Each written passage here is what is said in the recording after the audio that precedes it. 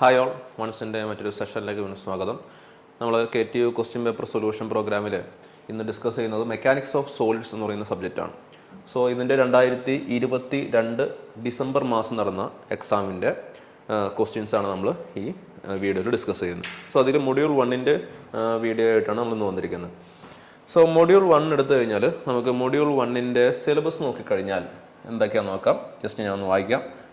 Review of statics, concept of stress and strain, types, stress strain relations, Hooke's law and Young's modulus of elasticity. Actually ഇതൊക്കെ നമ്മൾ +2 പഠിച്ചിട്ടുള്ളതാണ് അല്ലേ. Hooke's law, stress strain relation, types of stress strain ഇതൊക്കെ.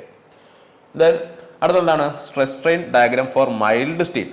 ഇത് വളരെ specific ആയിട്ട് പറഞ്ഞിട്ടുണ്ട്. Mild സ്റ്റീലിൻ്റെ stress strain diagram നമ്മൾ നിർബന്ധമായിട്ടും പഠിക്കണം. ഈ വർഷം ചോദിച്ചിട്ടുള്ള ഒരു ക്വസ്റ്റ്യൻ ആണ്. Factor of safety, working stress, then axially loaded bars with a uniform cross section. അതിൽ ആക്ട് ചെയ്യുന്ന stress, strain and deformation. Okay, then deformation of axially loaded bars with varying cross section and bars with varying axial loads. Problem ആണ് ഈ ഭാഗത്ത് നിന്ന് ചോദിക്കുന്നത്. Statically indeterminate systems.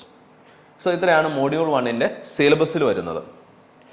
നമ്മൾ first question നോക്കിക്കഴിഞ്ഞാൽ part എയിലെ 3 മാർക്കിൻ്റെ ഫസ്റ്റ് ക്വസ്റ്റ്യൻ എന്താണ്? Draw the stress strain diagram of mild steel and mark it's salient points. Mild സ്റ്റീലിൻ്റെ സ്ട്രെസ് സ്ട്രെയിൻ ഡയഗ്രാം വരയ്ക്കുക, അതിൻ്റെ സാലിയന്റ് പോയിന്റ്സ് എന്ത് ചെയ്യുക? മാർക്ക് ചെയ്യുക. എങ്ങനെ ചെയ്യണം നോക്കാം. സോ ഇതാണ് സ്ട്രെസ് സ്ട്രെയിൻ കർവ് എന്ന് പറയുന്നത് ഫോർ മൈൽഡ് സ്റ്റീൽ അല്ലെങ്കിൽ ഫോർ ഡക്റ്റൈൽ മെറ്റീരിയൽ. അപ്പോൾ നിങ്ങൾക്ക് മൈൽഡ് സ്റ്റീലിന് പകരം ചിലപ്പോൾ ഡക്റ്റൈൽ മെറ്റീരിയലിൻ്റെ സ്ട്രെസ് സ്ട്രെയിൻ ഡയഗ്രാം വരയ്ക്കാനായി ചോദിക്കുന്നത് കേട്ടോ. അങ്ങനെയാണെങ്കിൽ നിങ്ങൾ ഇതൊന്നും സെയിം സാധനം തന്നെ വരച്ചോളണം. ഓക്കെ, മൈൽഡ് സ്റ്റീൽ എന്ന് പറയാം, അല്ലെങ്കിൽ ഡക്റ്റൈൽ മെറ്റീരിയൽ എന്നും പറയാം. രണ്ട് രീതി ചോദിച്ചാലും സെയിം തന്നെയാണ്. സോ ഇതിൻ്റെ കർവ് എങ്ങനെ വരും? ഈ രീതിയിലാണ് അതിൻ്റെ കർവ് വരുന്നത് അല്ലേ. ഈ രീതിയിൽ കർവ് വരും. ഇതിലുള്ള പോയിന്റ്സ് ഏതൊക്കെയാണ് നോക്കിയേ. Point A, point B, point C, point D, point E, point F. എല്ലാ പോയിന്റും മാർക്ക് ചെയ്യുക. എക്സ്പ്ലെയിൻ ചെയ്യാൻ പറഞ്ഞിട്ടില്ല, ജസ്റ്റ് വരയ്ക്കുക, പോയിന്റെല്ലാം മാർക്ക് ചെയ്യുക. 3 മാർക്ക് കിട്ടും. പോയിന്റ് എ എന്ന് വിളിക്കുന്ന പേരാണ് എന്ത്? പോയിന്റ് എ എന്ന് വിളിക്കുന്ന പേരാണ് limit of proportionality. Limit of proportionality.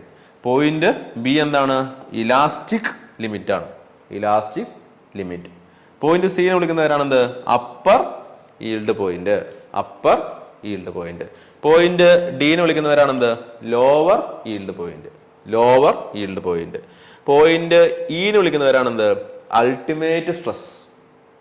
Okay, point E എന്ന് വിളിക്കുന്നവരാണ് എന്ത്? Ultimate stress. പോയിന്റ് എഫ് എന്ന് വിളിക്കുന്നവരാണ് എന്ത്? Breaking stress. Breaking stress. So 1, 2, 3, 4, 5, 6 പോയിന്റുകൾ അടയാളപ്പെടുത്തുക. ജസ്റ്റ് കർവ് വരയ്ക്കുക. 3 മാർക്ക് കിട്ടും. വളരെ സിമ്പിളായിട്ട് എല്ലാ വർഷം ചോദിക്കുന്ന ക്വസ്റ്റ്യൻ ആണ്. വെരി ഇമ്പോർട്ടൻ്റ് ആണ്. ഓക്കെ, സോ ഈ ക്വസ്റ്റ്യൻ നിങ്ങൾ ആൻസർ ചെയ്യുമെന്ന് വിചാരിക്കുന്നു. അടുത്തത് വളരെ സിമ്പിൾ ആയിട്ടുള്ള ക്വസ്റ്റ്യൻ ആണ്. Define Young's modulus of elasticity. Young's modulus എന്താണെന്ന് ഡിഫൈൻ ചെയ്യുക. എന്താണ് യങ്സ് മോഡുലസ്? നമുക്കറിയാം എന്താണ്. Within elastic limit, within elastic limit stress is proportional to what? Strain അല്ലേ. ഇലാസ്റ്റിക് ലിമിറ്റ് എടുത്തു കഴിഞ്ഞാൽ അല്ലെ, ഇലാസ്റ്റിക് ലിമിറ്റിൻ്റെ അകത്ത് സ്ട്രെസ് എന്താണ്? സ്ട്രെയിനോട് പ്രൊപ്പോർഷണൽ ആണ്. ഓക്കെ, അല്ലെങ്കിൽ നമുക്ക് വേറെ രീതിയിൽ എഴുതാൻ പറ്റും. Stress by strain is a constant അല്ലേ. സ്ട്രെസ് ബൈ സ്ട്രെയിൻ എന്ന് പറഞ്ഞാൽ എന്താണ്? ഒരു കോൺസ്റ്റന്റ് ആണ്. ഈ കോൺസ്റ്റന്റിനെ വിളിക്കുന്ന പേരാണെന്ത്? ഈ കോൺസ്റ്റന്റിനെ വിളിക്കുന്ന പേരാണ് modulus of elasticity. Modulus of elasticity. Modulus of elasticity അല്ലേ. Modulus of elasticity. ഈ മോഡുലസ് ഓഫ് ഇലാസ്റ്റിസിറ്റി 3 തരമുണ്ട്. 3 തരം മോഡുലസ് ഓഫ് ഇലാസ്റ്റിസിറ്റി ഉണ്ട്. ഏതൊക്കെയാണ്? 1 Young's modulus. Young's modulus. Okay. 2 shear modulus. എന്താണ്? Shear modulus.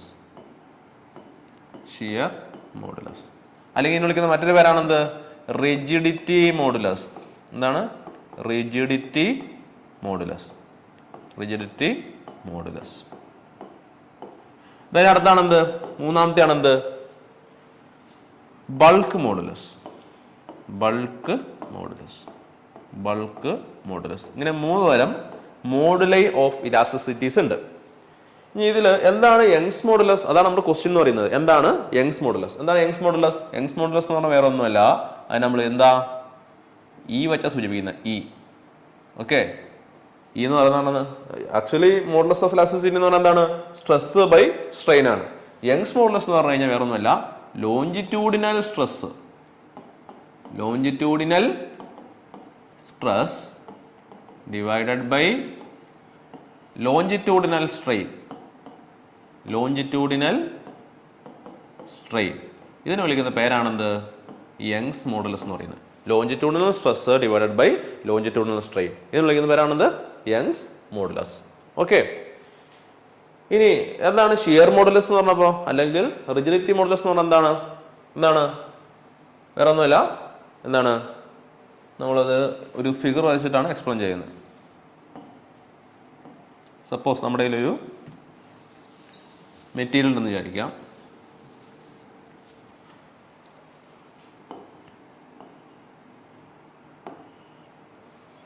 ആ മെറ്റീരിയലിൻ്റെ താഴത്തെ ഭാഗം നമ്മൾ ഫിക്സ് ചെയ്തേക്കാന്ന് വിചാരിക്കുക. നമ്മൾ മുകളിൽ ഈ ഡയറക്ഷനിൽ ഒരു ഫോഴ്സ് കൊടുക്കാമെന്ന് വിചാരിക്കുക. ഫോഴ്സ് ഈ രീതിയിൽ കൊടുക്കുന്ന ഫോഴ്സിന് വിളിക്കുന്ന പേരാണെന്ത്? Shear force. Shear force. കാരണം എന്താണ്? അത് അപ്ലൈ ചെയ്യുന്ന ഈ പ്ലെയിനിന് പാരലായിട്ടാണ് അത് വരുന്നത്. അതുകൊണ്ട് ഈ ഫോഴ്സ് നമ്മൾ ഷിയർ ഫോഴ്സ് എന്ന് പറയും. സോ നമ്മളൊരു പ്ലെയിനിൽ ഒരു ഷിയർ ഫോഴ്സ് അപ്ലൈ ആണ്. സോ ഷിയർ ഫോഴ്സ് അപ്ലൈ ചെയ്യുമ്പോൾ എന്തുണ്ടാവും? ഈ പ്ലെയിൻ എന്ത് ചെയ്യും? അത് ഡീഫോം ചെയ്തിട്ട് ഈ രീതിയിൽ ഡിഫോം ആവും. ഒരു ആംഗിൾ എന്താവും? ഡിഫോം ആവും, അല്ലേ?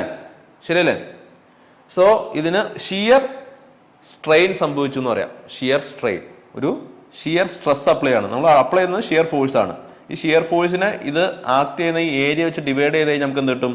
ഷിയർ സ്ട്രെസ് കിട്ടും. Shear stress. So shear stress കൊടുക്കുമ്പോൾ എന്ത് സംഭവിക്കുന്നു? അവിടെ സ്ട്രെയിൻ ഉണ്ടാവുക. അതൊരു അതിൻ്റെ ഷേപ്പിനൊരു ഡിഫോർമേഷൻ സംഭവിക്കാം. എന്തുണ്ടാകുന്നു? ഷിയർ സ്ട്രെയിൻ ഉണ്ടാകുന്നു. സോ ഈ shear stress divided by shear strain, ഇതിനെ വിളിക്കുന്ന പേരാണെന്ത്? ഇതിനെ വിളിക്കുന്ന പേരാണ് മോഡുലസ് ഓഫ് റിജിഡിറ്റി. അത് നമ്മൾ സി വെച്ച് റെപ്രസെന്റ് ചെയ്യും, അല്ലെങ്കിൽ ജി വെച്ചൊക്കെ റെപ്രസെന്റ് ചെയ്യും. മോഡുലസ് ഓഫ് റിജിഡിറ്റി അല്ലെങ്കിൽ മോഡുലസ് ഷിയർ മോഡുലസ് എന്ന് പറയും. ഓക്കെ, മൂന്നാമത്തെ എന്ത്? Bulk modulus. ബൾക്ക് മോഡുലസ് എന്ന് പറഞ്ഞാൽ എന്താണ്? ഓക്കെ, യങ്സ് മോഡുലസ് എന്ന് പറഞ്ഞാൽ എന്താണ്? Longitudinal stress by longitudinal strain ആണ്. ഷിയർ സ്ട്രെസ്, നമ്മുടെ റിജിഡിറ്റി മോഡുലസ് എന്ന് പറഞ്ഞാൽ എന്താണ്? Shear stress by shear strain ആണ്. അങ്ങനെയാണെങ്കിൽ ബൾക്ക് മോഡുലസ് എന്തായിരിക്കും? ബൾക്ക് മോഡുലസ് നമ്മൾ കെ വെച്ചാണ് റെപ്രസെന്റ് ചെയ്യുന്നത്. എന്താണ്? Volume stress. വോളിയം സ്ട്രെസ് അല്ലെങ്കിൽ volumetric stress divided by volume strain. Volume strain, ഇതാണെന്ത് പറയുന്ന റിജിഡിറ്റി മോഡുലസ്. നമുക്ക് എക്സാമിന് ചോദിച്ചിരിക്കുന്നത് യങ്സ് മോഡുലസ് എന്താണെന്ന് മാത്രമാണ് എന്ന് കരുതി അതല്ല അടുത്ത എക്സാമിന് ചിലപ്പോൾ ഷിയർ മോഡുലസ് എന്തായിരിക്കും ചോദിക്കുന്നത്, അല്ലെങ്കിൽ എന്താണ് ബൾക്ക് മോഡുലസ് എന്താണെന്നായിരിക്കും ചോദിക്കുന്നത്. ഓക്കെ, സോ 3 അറിഞ്ഞിരുന്നോളണം. യങ്സ് മോഡുലസ് എന്ന് പറഞ്ഞാൽ എന്താണ്? യങ്സ് മോഡുലസ് എന്ന് പറഞ്ഞു കഴിഞ്ഞാൽ longitudinal stress by longitudinal strain ആണ്. ഷിയർ മോഡുലസ് എന്ന് പറഞ്ഞാൽ എന്താണ്? Shear stress by shear strain ആണ്. ദെൻ ബൾക്ക് മോഡുലസ് എന്ന് പറഞ്ഞാൽ എന്താണ്? Volumetric stress by volumetric strain ആണ്. ഓക്കെ, കുഴപ്പമില്ല. നൗ ഇപ്പം നമ്മൾ 2 ക്വസ്റ്റ്യൻ ആൻസർ ചെയ്തു. ഇനി നമ്മൾ എസ് ഐ പാർട്ടിലേക്ക് പോവാണ്. എസ് ഐയിൽ ഫസ്റ്റ് 2 പ്രോബ്ലംസ് ചോദിച്ചിരിക്കുന്നത്. സോ ഫസ്റ്റ് പ്രോബ്ലം എന്താണെന്ന് നോക്കാം. എ സ്റ്റീൽ ബാർ, ഒരു സ്റ്റീൽ ബാർ ഉണ്ട്. ABCD consist of 3 sections. അതിന് 3 സെക്ഷൻസ് ഉണ്ട്. AB is of 20 mm diameter. Okay, AB എന്ന് പറഞ്ഞ സെക്ഷന് 20 mm ആണ് ഡയമീറ്റർ. ആൻഡ് 200 mm ലോ, 200 mm ആണ് അതിൻ്റെ ലെങ്ത് എന്ന് പറയുന്നത്. BC is 25 mm. BC എന്ന് പറയുന്നത് 25 mm ആണ് അതിൻ്റെ ഡയമീറ്റർ. ഡയമീറ്റർ അല്ല, 25 mm സ്ക്വയർ. BC എന്ന് പറഞ്ഞാൽ എന്താണ്? 25 mm ഉള്ള സൈസുള്ള ഒരു സ്ക്വയർ ആണ്, അല്ലേ? And 400 mm long. അതിൻ്റെ ലെങ്ത് എത്രയാണ്? 400 mm ആണ്. Okay, CD is 12 mm diameter. CD-യുടെ ലെങ്ത് എത്രയാണ്? ഡയമീറ്റർ എത്രയാണ്? 12 mm ആണ്. ആൻഡ് 200 mm ലോങ്, 200 mm ആണ് അതിൻ്റെ ലെങ്ത്. സോ എന്താണ്? നമ്മുടെ ഇതിൽ ഒരു സ്റ്റീൽ ബാർ ഉണ്ട്. അതിന് 3 സെക്ഷൻസ് ഉണ്ട്. AB, BC, CD. AB എന്ന് പറയുന്നത് അതിൻ്റെ ഡയമീറ്റർ എത്രയാണ്? 20 ആണ്, അല്ലേ? 20 mm ഡയമീറ്റർ ആണ്. അതിൻ്റെ ലെങ്ത് എത്രയാണ്? 200 mm ആണ്. ഓക്കെ, ഇതൊരു സിലിണ്ടറിക്കൽ ഷേപ്പുള്ള സെക്ഷനാണ്. ഇനി അടുത്തത് ബി സി. ബി സി എന്ന് പറഞ്ഞു കഴിഞ്ഞാൽ അതിൻ്റെ സൈസ് എന്ന് പറഞ്ഞാൽ എത്രയാണ്? 25 mm സൈഡുള്ള സ്ക്വയറാണ്. 25 അല്ലേ? അതിൻ്റെ ലെങ്ത് എത്രയാണ്? 400 mm ആണ്. 400 mm ആണ് അല്ലേ? ദെൻ അടുത്ത എന്താണ്? C D. C D. C D എന്ന് പറഞ്ഞാൽ എന്താണ്? സി ഡി എന്ന് പറഞ്ഞു കഴിഞ്ഞാൽ 12 mm ഡയമീറ്റർ ഉള്ള ഒരു സെക്ഷനാണ്. അതിൻ്റെ ലെങ്ത് എത്രയാണെന്ന് പറഞ്ഞിരിക്കുന്നത്? 200 mm. അതിൻ്റെ ലെങ്ത്തും 200 mm ആണ്. So A B C D. പക്ഷെ ഇങ്ങനെ ഒരു എന്ത് വന്നേക്കാണ്? സ്റ്റീലിൻ്റെ ബാർ ഉണ്ടെന്ന് പറഞ്ഞേക്കാണ്. The bar is subjected to an axial compressive load which induces a stress of 30 meganewton per meter square on the largest cross section. Largest cross section, ഇവിടെ largest cross section ഏതാണ്? ഈ 25 × 25 ആണ് അല്ലേ? ശരിയല്ലേ? ഇതാണ് ലാർജസ്റ്റ് ക്രോസ് സെക്ഷൻ എന്ന് പറയുന്നത്. ഈ ലാർജസ്റ്റ് ക്രോസ് സെക്ഷനിൽ 30 meganewton per metre square stress വരുന്ന രീതിയിൽ ഒരു ആക്സിയൽ കംപ്രസീവ് ലോഡ് ഇതിൽ ആക്ട് ചെയ്യാന്ന് പറയാണ്. അതായത് ഇതിലൊരു ആക്സിയൽ കംപ്രസീവ് ലോഡ് ആക്ട് ചെയ്യാണ്. എത്രയാ നമുക്ക് അറിയത്തില്ല, പക്ഷെ പറഞ്ഞിട്ടുണ്ട് ഈ ആക്സിയൽ കംപ്രസീവ് ലോഡ് മൂലം ഈ ഏറ്റവും വലിയ ക്രോസ് സെക്ഷനിൽ ഉണ്ടാകുന്ന സ്ട്രെസ് എത്രയാണ്? 30 മെഗാന്യൂട്ടൺ പെർ മീറ്റർ സ്ക്വയർ ആണ്. 30 എത്രയാണ്? 30 മെഗാന്യൂട്ടൺ പെർ മീറ്റർ സ്ക്വയർ. ഈ സ്ട്രെസ്സിന്റെ ചാപ്റ്ററിൽ ഈ യൂണിറ്റിന് ഒരു ഇമ്പോർട്ടൻസ് ഉണ്ട്. മെഗാന്യൂട്ടൺ പെർ മീറ്റർ സ്ക്വയർ എന്ന് പറഞ്ഞു കഴിഞ്ഞാൽ എന്തിനോട് ഈക്വലാണ്? നിങ്ങൾക്ക് അറിയായിരിക്കും. എന്താണ് 30 മെഗാന്യൂട്ടൺ പെർ മീറ്റർ സ്ക്വയർ എന്ന് പറഞ്ഞു കഴിഞ്ഞാൽ 30 ന്യൂട്ടൺ പെർ mm സ്ക്വയർ ആണ്. ഒന്ന് ഓർത്തിരുന്നോളണം കേട്ടോ. 30 മെഗാന്യൂട്ടൺ പെർ മീറ്റർ സ്ക്വയർ എന്ന് പറഞ്ഞു കഴിഞ്ഞാൽ 30 ന്യൂട്ടൺ പെർ mm സ്ക്വയർ ആണ്. നമുക്ക് ഈ ഡയമെൻഷൻസ് ഒക്കെ മിക്കവാറും പ്രോബ്ലത്തിൽ, ഓൾമോസ്റ്റ് ഓൾ പ്രോബ്ലത്തിൽ എന്തായിരിക്കും? mm-ലായിരിക്കും തന്നിരിക്കുന്നത്. അതിനെ നമ്മൾ ഒരിക്കലും എന്തിലേക്ക് ചെയ്യേണ്ട ആവശ്യമില്ല, മീറ്ററിലേക്ക് ചെയ്യേണ്ട ആവശ്യമില്ല. എളുപ്പത്തിൽ ആൻസർ കിട്ടാൻ നമ്മൾ ഈ ന്യൂട്ടൺ പെർ mm സ്ക്വയർ തന്നെ ചെയ്താൽ മതി കേട്ടോ. ചിലപ്പോൾ മെഗാന്യൂട്ടൺ പെർ മീറ്റർ സ്ക്വയറിലായിരിക്കും സ്ട്രെസ്സിൻ്റെ വാല്യൂ തന്നെയാണ്. അപ്പോൾ നിങ്ങൾ മെഗാന്യൂട്ടൺ പെർ മീറ്റർ സ്ക്വയർ എന്ന് പറഞ്ഞു കഴിഞ്ഞാൽ വേറെ ഒന്നുമല്ല, അത് 30 ന്യൂട്ടൺ പെർ mm സ്ക്വയർ തന്നെയാണ് എന്നുള്ളത് നിങ്ങളുടെ ഉള്ളിലുണ്ടാവണം. നമ്മുടെ സ്ട്രെസ്സിൻ്റെ value 30 newton per mm square ആണ്, അല്ലെങ്കിൽ 30 മെഗാന്യൂട്ടൺ പെർ മീറ്റർ സ്ക്വയർ ആണ്. ഓക്കെ, ഇനി determine the total decrease in length. Total decrease in length, change in length delta L ആണ് നമുക്ക് കണ്ടുപിടിക്കാൻ പറഞ്ഞിരിക്കുന്നത് അല്ലേ? When the load applied is 210 GPa. Apply ചെയ്തേക്കുന്ന ലോഡിൻ്റെ സോറി കേട്ടോ. Determine the total decrease in length when the load is applied. Load apply ചെയ്യുമ്പോഴുള്ള total decrease in length ആണ് കണ്ടുപിടിക്കാൻ പറഞ്ഞിരിക്കുന്നത്. യങ്സ് മോഡുലസ് ഈയുടെ വാല്യൂ വന്നേക്കാണ് എത്രയാണ്? 210 GPa. 210 GPa. അതിന്റെ യൂണിറ്റോട് ശ്രദ്ധിച്ചോളാം. യങ്സ് മോഡുലസ് എത്രയാണെന്ന് പറഞ്ഞിരിക്കുന്നത്? 210 GPa ആണ് അല്ലേ? GPa. ഈ GPaനെ നമ്മൾ സാധാ പാസ്കലിലേക്ക് അല്ല കൺവേർട്ട് ചെയ്യേണ്ടത് എളുപ്പത്തിന്. ഈ പാസ്കലിലേക്ക് കൺവേർട്ട് ചെയ്ത് വെച്ച് കുഴപ്പമൊന്നുമില്ല, പക്ഷെ നമ്മൾ 210 GPa നമ്മൾ എന്ത് ചെയ്യുക? 210 × 10⁻³ മെഗാപാസ്കൽ എഴുതാൻ പാടില്ലേ അല്ലേ? 210 × 10⁻³ മെഗാപാസ്കൽ എഴുതാൻ പാടില്ലേ? എങ്ങനെയാണ്? എന്താണ് ഒരു GPa എന്ന് പറഞ്ഞു കഴിഞ്ഞാൽ? ഒരു GPa എന്ന് പറഞ്ഞു കഴിഞ്ഞാൽ വേറെ ഒന്നുമല്ല, 10⁹ പാസ്കലാണ് അല്ലേ? ഒരു മെഗാപാസ്കൽ എന്ന് പറഞ്ഞാൽ എത്രയാണ്? ഒരു മെഗാപാസ്കൽ എന്ന് പറഞ്ഞു കഴിഞ്ഞാൽ 6 പാസ്കലാണ്. 10⁶ പാസ്കലാണ്. അതായത് നമുക്ക് എന്ത് ചെയ്യാൻ പറ്റും? ഒരു GPa എന്ന് പറഞ്ഞു കഴിഞ്ഞാൽ, ഒരു GPa എന്ന് പറയുന്നത് എന്താണ്? ഒരു മെഗാപാസ്കൽ എന്ന് പറയുന്നത്, 10⁻³ GPa എന്ന് പറയാൻ പാടില്ലേ അല്ലേ? ഒരു മെഗാപാസ്കൽ, GPa എന്ന് പറയുന്നത് തിരിഞ്ഞുപോയി. ഒരു GPa is equal to 1 GPa is equal to 10⁻³ megapascal എന്ന് പറയാൻ പാടില്ലേ? കാരണം എന്താണ്? മെഗാപാസ്കൽ എന്ന് പറഞ്ഞാൽ 10⁶ ആണ്, GPa എന്ന് പറഞ്ഞാൽ 10⁹ ആണ്.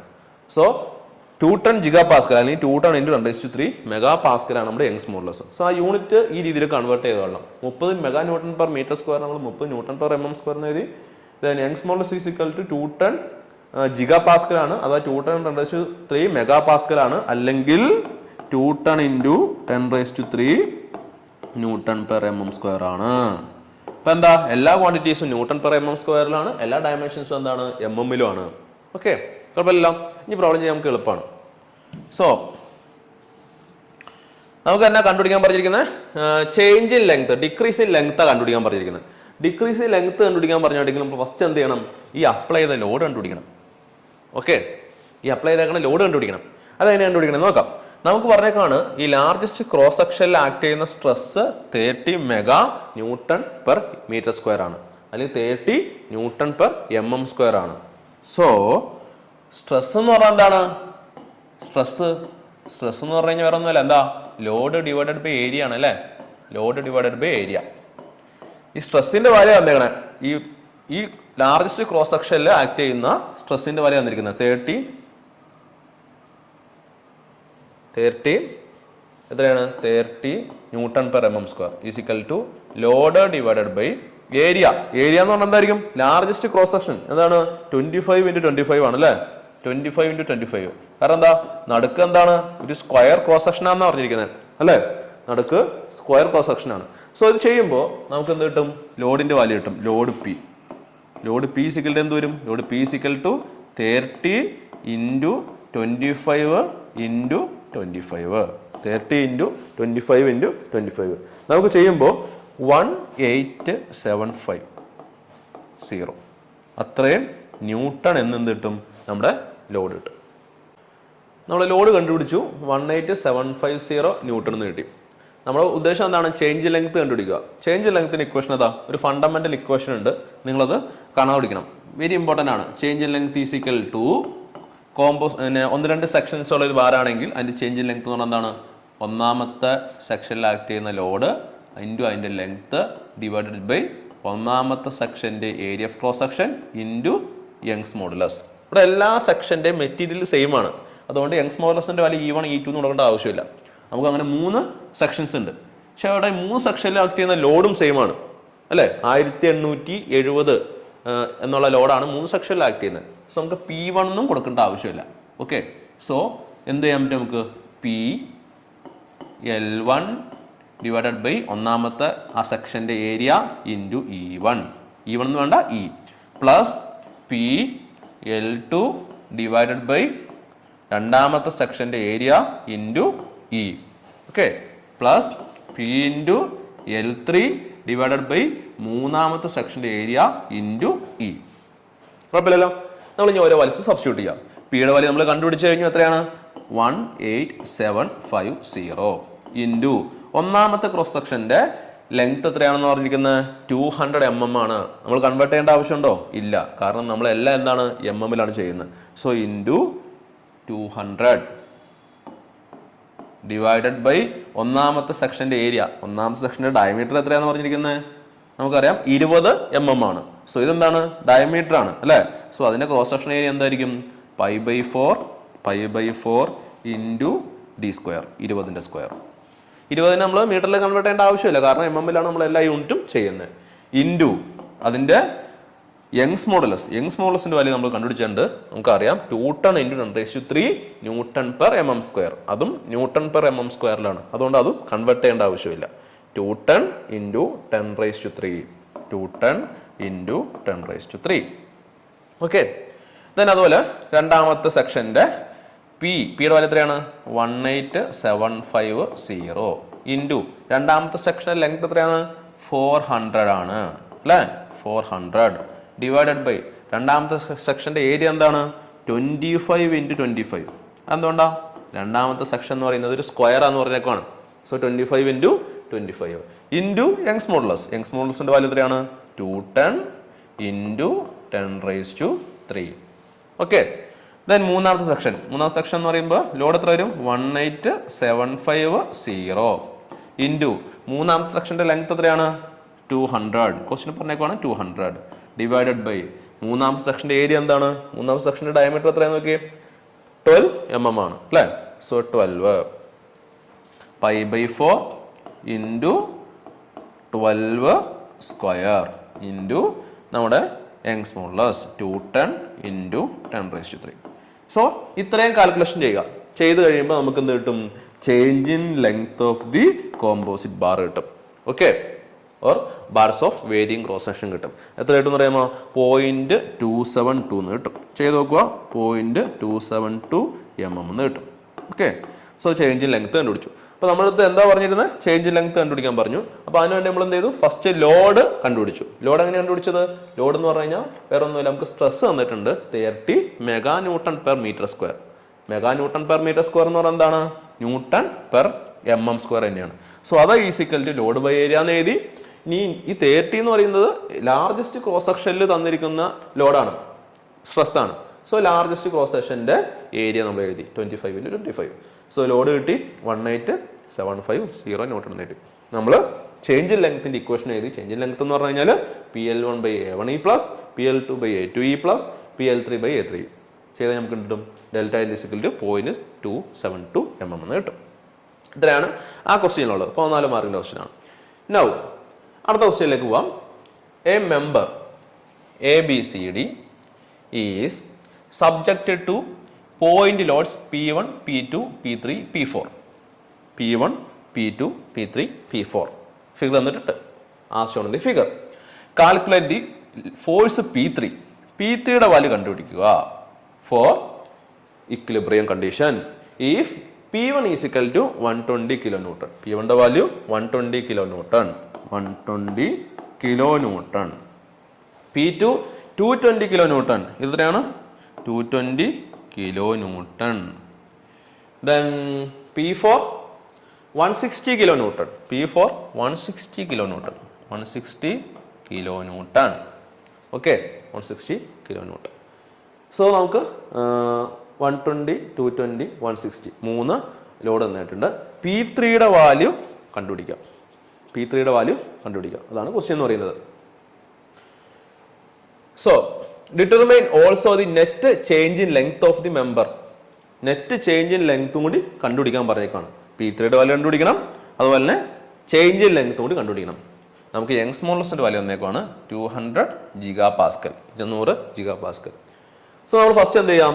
ഓരോ സെക്ഷനും എടുത്തു വരയ്ക്കാം. ഓരോ സെക്ഷൻ്റെയും ഇക്വിലിബ്രിയം കണ്ടീഷൻസ് എടുത്തെടുത്ത് വരയ്ക്കണം. അതെങ്ങനെയാണെന്ന് നോക്കാം. സോ ഈ ടൈപ്പ് ക്വസ്റ്റ്യൻ വെരി ഇമ്പോർട്ടൻ്റ് ആണ്. സാധാരണ എല്ലാ വർഷങ്ങളും ചോദിക്കാറുള്ള ക്വസ്റ്റ്യൻ ആണ്. നമുക്ക് 3 സെക്ഷൻ ഉണ്ടല്ലേ. അപ്പം ഞാൻ 3 സെക്ഷൻ ഇങ്ങനെ മാറ്റി മാറ്റി വരയ്ക്കണം. ഒന്നാമത്തെ സെക്ഷൻ, ഓക്കെ, ഈ സെക്ഷൻ വരച്ചു. ഓക്കെ, ദെൻ രണ്ടാമത്തെ സെക്ഷൻ അല്പം ഏരിയ കുറഞ്ഞ സെക്ഷനാണ്. നമ്മളിങ്ങനെ 2-3 സെക്ഷൻ എന്ത് ചെയ്യാം? ഇങ്ങനെ എടുത്ത് മാറ്റി മാറ്റി വരയ്ക്കാം. ഓക്കെ, ദെൻ മൂന്നാമത്തെ സെക്ഷൻ. 3 സെക്ഷൻ ഉണ്ട് അല്ലേ. ഫസ്റ്റ് നമുക്ക് ആ P3 എന്ന് പറഞ്ഞ ലോഡാണ് കണ്ടുപിടിക്കേണ്ടത് അല്ലേ. നൗ നമുക്ക് P1ന്റെ വാല്യൂ തന്നെയുണ്ട് 120 kilonewton അല്ലേ. P1 ഇങ്ങോട്ടേക്ക് എത്രയാണ്?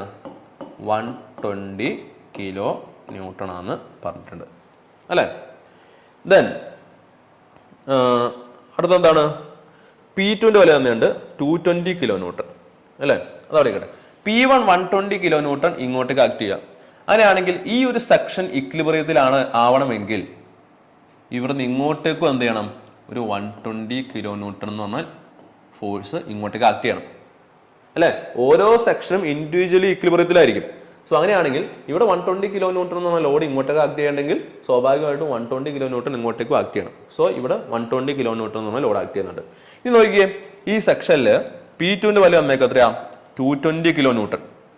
ഈ സെക്ഷനിൽ P2 എന്ന് പറയുന്ന ലോഡ് ആക്ട് ചെയ്യുന്നുണ്ട്. അത് എത്രയാണ്? 220 kilonewton.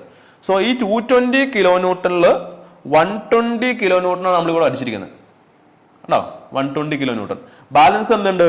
ഈ 220ൽ നിന്ന് ഈ വരച്ചിരിക്കുന്ന 120 കുറയ്ക്കാം. എത്ര കിട്ടും? 100 അല്ലേ. ഈ 100 എങ്ങോട്ടായിരിക്കും? ഇങ്ങോട്ടേക്കായിരിക്കും. ഇങ്ങോട്ടേക്ക് 220 ഉണ്ട്, അതിൽ 120 നമ്മൾ ഓൾറെഡി ഇതിന്റെ ഇക്വിലിബ്രിയം കണ്ടീഷൻ എന്നുള്ള രീതിയിൽ വരച്ചു കഴിഞ്ഞു. ബാലൻസ് എന്തുണ്ട്? 100. സോ ഇങ്ങോട്ടേക്ക് 100. ഓക്കെ, സോ ഇങ്ങോട്ടേക്ക് 100 കംപ്രസീവ് ലോഡ് ആക്ട് ചെയ്യണമെങ്കിൽ ഇവിടുന്ന് ഇങ്ങോട്ടേക്ക് ഒന്നുണ്ടാവും? ഈ 100 എന്ന് പറയുന്ന കംപ്രസീവ് ലോഡ് ആക്ട് ചെയ്യും. kilonewton കേട്ടോ. സോ ഇതാണ് രണ്ടാമത്തെ സെക്ഷന്റെ ഇക്വിലിബ്രിയം എന്ന് പറയുന്നത്. ഓക്കെ, ഇനി മൂന്നാമത്തെ സെക്ഷൻ എടുത്തു കഴിഞ്ഞാൽ ഇവിടെ എന്താണ്? P3 എന്നുള്ള ലോഡ് ഉണ്ട്. മൂന്നാമത്തെ സെക്ഷനിൽ P3 എന്നുള്ള ലോഡ് ഉണ്ട്. നമുക്ക് കണ്ടുപിടിക്കണം. P4 എത്രയാന്ന് പറയുന്നത്? 160 kilonewton എന്ന് പറഞ്ഞേക്കോ അല്ലേ. P4 160 kilonewton. 160 kN. ഇങ്ങനെ ലോഡ് തന്നെടുക്കാം P4 വാല്യൂ. സോ ഈ മൂന്നാമത്തെ സെക്ഷൻ ഇക്വിലിബ്രിയത്തിലാണെങ്കിൽ ഓക്കെ, ഇവിടെ ഈ എൻഡിൽ ഇങ്ങോട്ടേക്ക് 160 kN എന്ന് ലോഡ് ആക്ട് ചെയ്യുന്നുണ്ട്. അങ്ങനെയാണെങ്കിൽ മൂന്നാമത്തെ സെക്ഷന്റെ ഇവിടുന്ന് ഇങ്ങോട്ടേക്ക് എന്ത് ചെയ്യണം? 160 kN എന്ന് ലോഡ് ആക്ട് ചെയ്യണം. എങ്കിൽ മാത്രമേ എന്ത് ചെയ്യുള്ളൂ? ഈ മൂന്നാമത്തെ സെക്ഷൻ എന്ത് ചെയ്യുള്ളൂ? ഇക്വിലിബ്രിയത്തിലാവുള്ളൂ. സോ മൂന്ന് സെക്ഷന്റെയും ഇക്വിലിബ്രിയം കണ്ടീഷൻ നമ്മൾ എടുത്ത് വരച്ചു. കുഴപ്പമില്ല.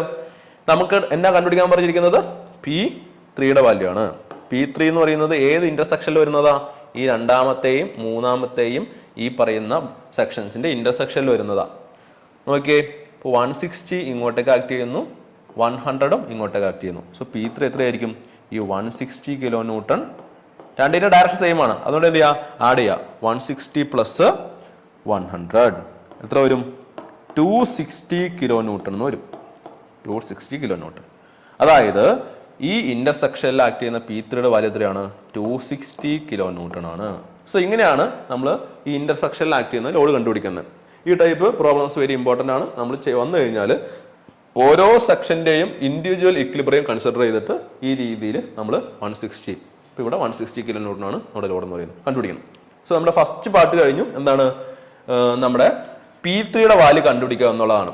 Okay, now determine also the net change in length of the member എന്നാണ് ചോദിച്ചിരിക്കുന്നത്. നെറ്റ് ചേഞ്ച് ഇൻ ലെങ്ത്തും കൂടി കണ്ടുപിടിക്കണം. സോ ചേഞ്ച് ഇൻ ലെങ്ത്തിന്റെ ഇക്വേഷൻ എന്താണ്? നമ്മൾ തൊട്ട് മുമ്പ് ചെയ്ത് തന്നെയാണ്. Change in length is equal to എന്താണ്? ലോഡ്. ഓരോന്നിലും ലോഡ് വേറെ വേറെ ആണല്ലേ. സോ അതുകൊണ്ട് നമുക്ക് P1 എന്ന് എഴുതേണ്ട വരും ഇവിടെ. P1 L1 by ഓരോന്നിന്റെ area different ആണ്, A1E plus P2 L2 divided by A2E plus P3 L3 divided by A3 into E. ഇതാണെന്ത്? ചേഞ്ച് ഇൻ ലെങ്ത്തിന്റെ ഇക്വേഷൻ. തൊട്ട് മുമ്പത്തെ പ്രോബ്ലത്തിലും സെയിം ഇക്വേഷൻ ആയിരുന്നു. ഓരോ വാല്യൂസും സബ്സ്റ്റിറ്റ്യൂട്ട് ചെയ്യാം. P1ന്റെ വാല്യൂ എത്രയാ? ഒന്നാമത്തെ സെക്ഷനിൽ ആക്ട് ചെയ്യുന്ന ലോഡ് 120 kN ആണ് അല്ലേ. So 120 into L1. ഒന്നാമത്തെ ലെങ്ത് എത്രയാന്ന് പറഞ്ഞിരിക്കുന്നത്? ക്വസ്റ്റ്യനിൽ പറഞ്ഞിട്ടുണ്ട്. ഒന്നാമത്തെ ലെങ്ത് 0.75 മീറ്റർ ആണ്. 0.75 മീറ്റർ ആണ്. നമ്മൾ MM-ലാക്കി ചെയ്യാം. അപ്പം എന്ത് ചെയ്യും? 0.075 എന്ന് വരും. സോറി, 0.75 ഇൻറ്റു 10⁻³ എന്ന് വരും. സോ ഇൻറ്റു 0.75 ഇൻറ്റു 10⁻³ കാരണം നമ്മളെല്ലാം എന്ത് ചെയ്യാം? MM-ലാക്കി ചെയ്യാം. -3 ഇല്ല, +3. 0.75 ഇൻറ്റു 10⁻³ ഡിവൈഡഡ് ബൈ A1. A1ന്റെ വാല്യൂ എത്രയായിരിക്കും വരുന്നത്? ഒന്നാമത്തിന്റെ ഡയമീറ്റർ എത്രയാണെന്ന് പറഞ്ഞിരിക്കുന്നത്? 40 × 40 ആണ് അല്ലേ. സ്ക്വയർ പീസ് ആണ് 40 × 40. അപ്പോൾ അതിന്റെ ഏരിയ എന്ന് പറഞ്ഞാൽ 40 × 40, 40 × 40, 40 × 40. ദെൻ ഈയുടെ വാല്യൂ എത്രയാണെന്ന് പറഞ്ഞിരിക്കുന്നത് ക്വസ്റ്റ്യനിൽ? ഈയുടെ വാല്യൂ തന്നേക്കാണ് ക്വസ്റ്റ്യനിൽ. എത്രയാണ്? 200 GPa. ഞാൻ പറഞ്ഞിരുന്നു GPa തന്നിരുന്നു നമ്മൾ എന്ത് ചെയ്തോളണം? അതിന് നമ്മൾ എന്ത് ചെയ്തോളണം? മെഗാപാസ്കലിലായിക്കോളണം. 200 × 10⁻³ മെഗാപാസ്കൽ. അല്ലെങ്കിൽ നമുക്ക് എങ്ങനെ എഴുതാൻ പറ്റും? 200 × 10⁻³ newton per mm². Okay, newton per mm². So നമ്മൾ അതിൻ്റെ വാല്യൂ കൂടെ സബ്സ്റ്റിറ്റ്യൂട്ട് ചെയ്യണം. സോ എന്ത് വരും? 40 × 40 ഈയുടെ വാല്യൂ 210 × 10⁻³. ഓക്കെ, പ്ലസ് ഇനി നോക്കാം. രണ്ടാമത്തെ സെക്ഷനിൽ ആക്ട് ചെയ്യുന്നത് കംപ്രസീവ് ലോഡാണ്. സോ കംപ്രസീവ് ലോഡ് ആയതുകൊണ്ട് നമുക്ക് അവിടെ മൈനസ് കൊടുക്കേണ്ടി വരും. പ്ലസ് കൊടുക്കേണ്ട അപ്പോഴാണ് ടെൻസൈൽ ലോഡ് ആകുമ്പോഴാണ് കേട്ടോ. ഇവിടെ കംപ്രസീവ് ലോഡ് ആയതുകൊണ്ട് മൈനസ് കൊടുക്കണം. P2ന്റെ വാല്യൂ എത്രയാണ്? 100 ആണ്. 100 ഇൻറ്റു P2. രണ്ടാമത്തെ സെക്ഷന്റെ ലെങ്ത് എത്രയാന്ന് നോക്കിയേ? 1 മീറ്റർ ആണ് അല്ലേ. 1 മീറ്റർ. അപ്പോൾ 1 × 10⁻³ എഴുതണം. 1 × 10⁻³ അത്രയും mm ഡിവൈഡഡ് ബൈ A2ന്റെ വാല്യൂ എന്ത് വരും നോക്കിയേ? രണ്ടാമത്തെ സെക്ഷന്റെ ക്രോസ് സെക്ഷൻ എന്ന് പറഞ്ഞാൽ 25 × 25 ആണ് അല്ലേ. സോ എന്ത് വരും? 25 × 25 ഇൻറ്റു ഈയുടെ വാല്യൂ എന്ത് വരും? 210 × 10⁻³ എന്ന് വരും. ഓക്കെ, പ്ലസ് മൂന്നാമത്തത് ടെൻസൈൽ ലോഡാണ് ആക്ട് ചെയ്യുന്നത്. എത്രയാണ് മൂന്നാമത്തെ സെക്ഷനിൽ ആക്ട് ചെയ്യുന്ന ടെൻസൈൽ ലോഡ്? 160 kN ആണ് അല്ലേ. സോ 160 ഇൻറ്റു ലെങ്ത് എത്രയാണ് മൂന്നാമത്തെ സെക്ഷൻ്റെ നോക്കിയേ? ലെങ്ത് 1.2 മീറ്റർ ആണ് അല്ലേ. 1.2 മീറ്റർ. സോ 1.2 × 10⁻³ ഡിവൈഡഡ് ബൈ മൂന്നാമത്തെ ക്രോസ് സെക്ഷൻ എത്രയാണ് 30 × 30 ആണ് ഇൻറ്റു 210 × 10⁻3. സോ ഈ കാൽക്കുലേഷൻ ചെയ്യാം. ചെയ്ത് കഴിയുമ്പോൾ നമുക്ക് ചേഞ്ച് ഇൻ ലെങ്ത് എന്ന് പറയുന്നത് 0.55 mm മില്ലിമീറ്ററിൽ കിട്ടും. 0.55 mm. ഓക്കെ, അപ്പോൾ ഇങ്ങനെയാണ് നമ്മൾ ചേഞ്ച് ഇൻ ലെങ്ത് കണ്ടുപിടിക്കേണ്ടത്. നമ്മൾ ഫസ്റ്റ് എന്ത് ചെയ്തു? ഫസ്റ്റ് നമ്മൾ ഈ പറയുന്ന P3യുടെ വാല്യൂ കണ്ടുപിടിച്ചു 160 kN. എങ്ങനെ? ഓരോ സെക്ഷൻ്റെയും ഇൻഡിവിജ്വൽ ഇക്വിലിബ്രിയം കൺസിഡർ ചെയ്തിട്ട്. എന്നിട്ട് നമ്മൾ എന്ത് ചെയ്തു? ചേഞ്ച് ഇൻ ലെങ്ത്തിന്റെ വാല്യൂ കണ്ടുപിടിച്ചു. എങ്ങനെയാ ചേഞ്ച് ഇൻ ലെങ്ത്തിന്റെ equation? P1L1/E1 A1E plus P2L2/A2E plus P3L3/A3E. ക്വസ്റ്റ്യനിലേക്ക് സബ്സ്റ്റിറ്റ്യൂട്ട് ചെയ്തു. ഇവിടെ മൈനസ് വരും, കാരണം എന്താണ്? രണ്ടാമത്തെ സെക്ഷനിൽ കംപ്രസീവ് ലോഡാണ് കണക്ട് ചെയ്യുന്നത്. നമുക്ക് ചേഞ്ച് ഇൻ ലെങ്ത് എന്ന് കിട്ടും 0.55 mm എന്ന് കിട്ടും. സോ ഇത്രയാണ് നമുക്ക് മൊഡ്യൂൾ 1 നിന്ന് ചോദിച്ചിരിക്കുന്ന ക്വസ്റ്റ്യൻസ് എന്ന് പറയുന്നത്. മൊഡ്യൂൾ 2ന്റെ വീഡിയോ ആയിട്ട് നമുക്ക് വീണ്ടും മറ്റൊരു സെഷനിൽ കാണാം. Thank you.